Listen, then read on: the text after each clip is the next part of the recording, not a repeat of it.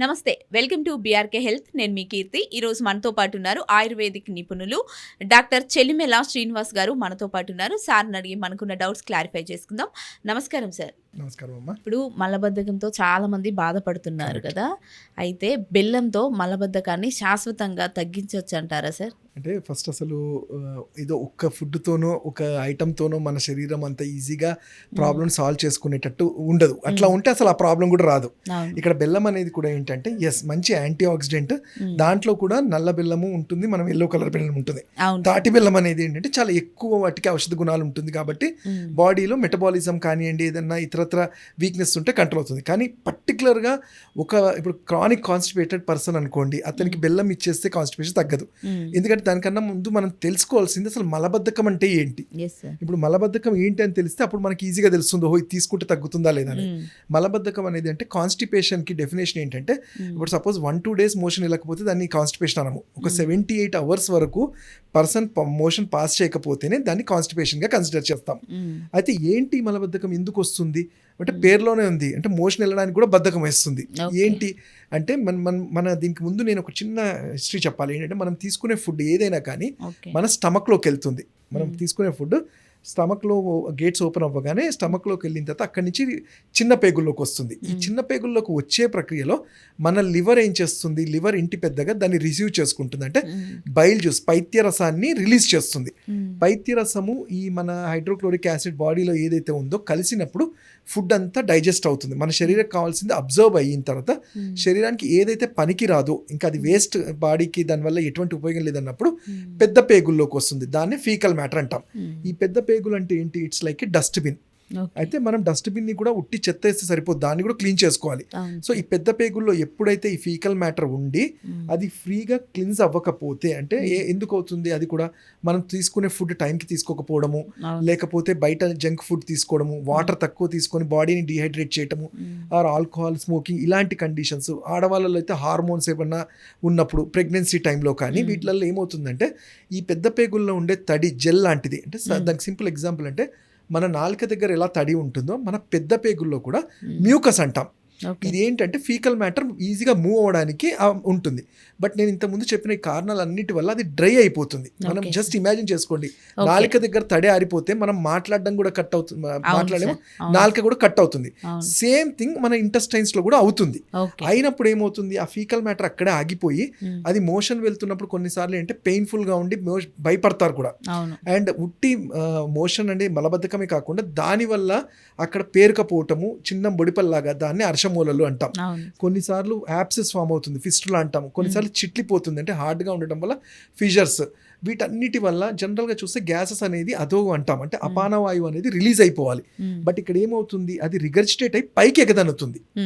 తెలిసో తెలియకో చాలా మంది ఏం చేస్తామంటే గ్యాసెస్కి మెడిసిన్ వాడి సప్రెస్ చేస్తున్నాం. అంటే ఇంకా దాన్ని ముదిరేటట్టు చూడండి. కొంతమంది నేను పొద్దున్న లేవగానే టాబ్లెట్ వేసుకుంటే నాకు గ్యాస్ట్రిక్ తగ్గుతుంది సార్ అంటారు. అంటే వీళ్ళు మలబద్ధకము, గ్యాస్, దానివల్ల గ్యాస్ట్రిక్ ప్రాబ్లము, దానివల్ల ఒక మెడిసిన్కి అలవాటు అయిపోయారు. అండ్ ఈ మెడిసిన్ కూడా మీరు లాంగ్ రన్ లో యూస్ చేస్తే దానికి సైడ్ ఎఫెక్ట్స్ ఉంటాయి. మేము ఆయుర్వేదంలో చెప్పేదంటే అసలు మూల కారణం మనకు తెలిసింది. ఇప్పుడు మనం తీసుకునే ఫుడ్ బైల్ జ్యూస్ సరిగ్గా ప్రొడ్యూస్ అవ్వక మనం చేసే యాక్టివిటీస్ వల్ల హార్డ్ అయినప్పుడు దాన్ని క్లీన్ చేసుకోవాలి. చేసుకుంటే గ్యాసెస్తో పాటు మోషన్ రిలీవ్ అయిపోతే మన సగం అసలు 70% ఆఫ్ ప్రాబ్లమ్ సాల్వ్ అయిపోతుంది. దానికి ఆయుర్వేదంలో చాలా చక్కటి ఔషధాలు, ట్రీట్మెంట్స్ చెప్పాయి. సరే, ఇప్పుడు మలబద్ధకం రాకుండా ఉండాలంటే ఎలాంటి ఫుడ్ తీసుకోవాలి? ఈ ఫుడ్ ఎఫెక్ట్ వల్లనే మలబద్ధకం వస్తుంది కదా? కరెక్ట్. 100% మలబద్ధకం అనేసి కొన్ని కేసెస్లో అంటే ఫీమేల్స్లో ప్రెగ్నెన్సీ టైంలో ఉంటుంది. అది ఆ ప్రెగ్నెన్సీ అయిన తర్వాత మళ్ళీ డెలివరీ అయిన తర్వాత నార్మల్ అవుతుంది. కొంతమందిలో ఏదైనా మెడిసిన్స్ వాడుతున్నప్పుడు కూడా ఆ మెడిసిన్ సైడ్ ఎఫెక్ట్ వల్ల ఉంటుంది. ఆ మెడిసిన్స్ విత్డ్రా చేయగానే మళ్ళీ అవుతుంది. బట్ ఫుడ్ వల్ల చూసుకుంటే ఏంటంటే డెఫినెట్లీ మనం చూస్తే, అందుకని చూడండి మన పెద్దవాళ్ళు కానీ మనకు కూడా తెలిసి ఎందుకు ఫ్రూట్స్ ఎందుకు తినమంటాము, బికాస్ దాంట్లో ఉండే హై ఫైబర్ ఏమవుతుందంటే బల్క్ ఫార్మింగ్ అంటాం. అంటే స్టూల్ బల్క్ ఫామ్ అయినప్పుడు ఫ్లష్ అవుట్ అవుతుంది. అలానే వాటర్ ఎక్కువ తీసుకోవడం వల్ల కూడా బాడీలో హైడ్రేట్ అవ్వడం వల్ల మోషన్ అనేది ఫ్రీగా అవడం అవుతుంటుంది. సో అన్ని రకాల ఫ్రూట్స్ తినమని చెప్తాం. ఎస్పెషల్లీ జామ పండు ఇంకా మంచిగా ఉంటుంది, దానిమ్మ కానీ అరటిపండు. అలానే ఆకుకూరల్లో మెంతి కూర కానివ్వండి, ఈ మునగాకు కానివ్వండి, అట్లానే పాలకూర, ఇలాంటి వాటిలలో కూడా ఈ ఫైటోకెమికల్స్ అనేవి కూడా బాడీని మెయింటైన్ చేస్తూ ఫ్లష్ అవుట్ చేయడానికి హెల్ప్ అవుతాయి. అలానే టైంకి ఫుడ్ కూడా తీసుకోమంటాం. ఓవరాల్గా చెప్పాలి అంటే ఏదైతే బాడీకి ఈజీగా డైజెస్ట్ దాన్ని సాత్విక ఆహారం అంటాం. అంటే ఈవెన్ కొన్ని సందర్భాల్లో మలబద్ధకంలో మేము ఇడ్లీ దోశ కూడా తినొద్దని చెప్తాం. ఎందుకంటే అవి ఫర్మెంటెడ్ ఫుడ్గా, దాని బదులు ఇన్స్టాంట్గా చేసుకునే రవ్వ దోశ, పెసరలు కూడా ఏంటంటే లివర్ని క్లిన్జింగ్ చేయడంలో హెల్ప్ చేస్తాయి. కాబట్టి ఇలాంటి డైట్ తీసుకోమని చెప్తాం. అయితే ఇప్పుడు మలబద్ధకము రాకుండా తీసుకోవాల్సిన జాగ్రత్తలు చెప్పారు కదా సార్, వచ్చిన తర్వాత వాళ్ళు ఏం చేయాలి? ఎగ్జాక్ట్లీ. ఇప్పుడు మలబద్ధకము అని అంటే ఫస్ట్ నుంచి మీరు చూసుకుంటే అసలు ఫస్ట్ మన ఇంట్లో పిల్లల నుంచి చెప్పుకుంటే మనం చూస్తే చూడండి, నేను ఇంతకు ముందు చెప్పినట్టు వాళ్ళు మనం ఉండే హరిబరి దాంట్లో వాళ్ళు ఎప్పుడు మోషన్కి వెళ్తారో ఎప్పుడో తెలియదు. అయితే కాకపోతే ఓవరాల్ చూస్తే మోషన్ అనేది పర్టికులర్గా ఒకటే టైంలో చేయాలని లేదు. మన ఈ బాడీ అనేది రోజు క్లీన్స్ చేసుకోవడం ఇంపార్టెంట్. కాకపోతే మనం చిన్నపిల్లల గురించి అంటే ఫస్ట్ నుంచి వాళ్ళకి నేర్పాల్సింది ఏంటంటే వాష్రూమ్లో అట్లీస్ట్ ఒక 1 minute అన్నా వెళ్ళి కూర్చోగలిగితే, ఎందుకంటే అది అలవాటు చేస్తేనే మన వాళ్ళకి మనం మెంటల్గా ట్యూన్ చేయగలుగుతాం. సో ఎందుకంటే పిల్లల్లో కూడా చాలా చూస్తున్నాం కాన్స్టిపేషన్ అనేది. అండ్ పిల్లల్లో ఏంటంటే వాళ్ళకి అలా ఉన్నప్పుడు ఈ అలవాటు నేర్పుతూనే వాళ్ళకి ఆవు నెయ్యి అంటాం. ఆవు నెయ్యికుండే శ్రేష్టమైన గుణం ఏంటంటే కఫాన్ని, పైత్యాన్ని, వాతాన్ని తగ్గించి పెరిస్టాల్టిక్ మూమెంట్ పెంచుతుంది.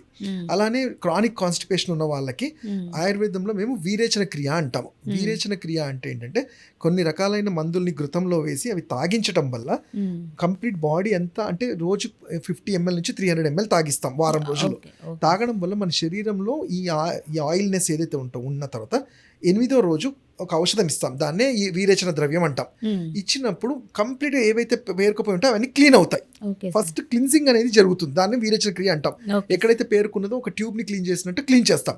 తర్వాత ఇక్కడ నేను చెప్పిన ప్రాసెస్ చెప్పాను కదా, ఎక్కడైతే లివర్ మీద ప్రెషర్ ఉంది కానివ్వండి, బైల్ జ్యూస్ సరిగ్గా రావట్లేదు, వాటికి తగ్గట్టు ఆ డైట్ చెప్తాం. సాత్విక ఆహారం తీసుకుంటూ రెగ్యులర్ ఫిజికల్ యాక్టివిటీ ఉంటూ ఏమన్నా ఈ జంక్ ఫుడ్ కానీ ఫాస్ట్ ఫుడ్ ఉంటే ఇవి తగ్గించేసి నార్మల్ డైట్లో చేసుకోగలిగితే చాలా మటుకు వాటితోనే కంట్రోల్ అవుతుంది. అప్పుడు కూడా కానప్పుడు ఔషధాలు ఉంటాయి. దానిలాగా ఇంతకు ముందు చెప్పినట్టే త్రిఫలాచూర్ణం అని కానివ్వండి, అభయారిష్ట అని, కుమారి ఆసవం అని, అట్లానే ఇంట్లో మనకి సింపుల్గా చెప్పే ఇంట్లో దొరికే ధనియాల్ని మంచిగా ఉడకబెట్టుకొని తాగడం వల్ల కూడా పైత్యం తగ్గి మోషన్ అనేది రెగ్యులర్గా అవుతుంది.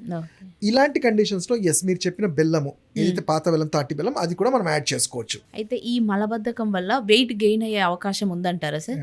తప్పకుండా. అంటే వెయిట్ గెయిన్ ఒకటే అని కాకుండా మలబద్ధకం అంటే ఏంటి, అదే అంటాను, మన బాడీలో నుంచి క్లిన్స్ అవ్వాల్సింది అవ్వకున్నప్పుడు గ్యాసెస్ పెరిగిపోవటము, మన మెటబాలిజం దెబ్బతిన్నప్పుడు ఫుడ్ అనేది మీరు చూడండి, అంటే వెయిట్ అనేది ఎందుకు గెయిన్ అవుతారంటే మనం తీసుకునే ఫుడ్లో ఫ్యాట్ కంటెంట్ కూడా ఉంటుంది. ఈ ఫ్యాట్ కంటెంట్ ఎప్పుడైతే బాడీలో నుంచి డిజాల్వ్ అవ్వదో అది అక్యుములేషన్గా స్టార్ట్ అవుతుంది. అక్యుములేషన్ స్టార్ట్ అయినప్పుడు ఏ ఆర్గాన్లో అది అక్యుములేట్ అవుతుందో అక్కడ ఫ్యాట్ అనేది స్టార్ట్ అవుతుంది. సో దాంతో కూడా వెయిట్ పుట్ ఆన్ అవుతారు. అండ్ మెయిన్గా వచ్చేదంటే గ్యాస్ట్రిక్ కంప్లైంట్స్ అనేది చాలా కామన్గా చూస్తుంటాం. మలబద్ధకం వల్ల కడుపులో మంట అనడము, గ్యాసెస్ తేన్పుల్లాగా రావటము, అల్సర్స్ అని, ఇవే కాకుండా పాపము దానివల్ల అంటే చూస్తుంటాం ఆ టెస్ట్లు ఈ టెస్ట్లు అని చేస్తుంటారు, బట్ దానికి ప్రాపర్ ట్రీట్మెంట్ ఉండదు. ఎప్పుడైతే మీ లైఫ్ స్టైల్, ఫుడ్ అండ్ వ్యాయామం ఇవి 3 రెగ్యులర్గా చేయగలుగుతామో అప్పుడు తప్పకుండా మనము కాన్స్టిపేషన్ కంట్రోల్ చేయగలుగుతాం. ఓకే సార్, మంచి ఇన్ఫర్మేషన్ ఇచ్చారు. Thank you so much sir. Thank you.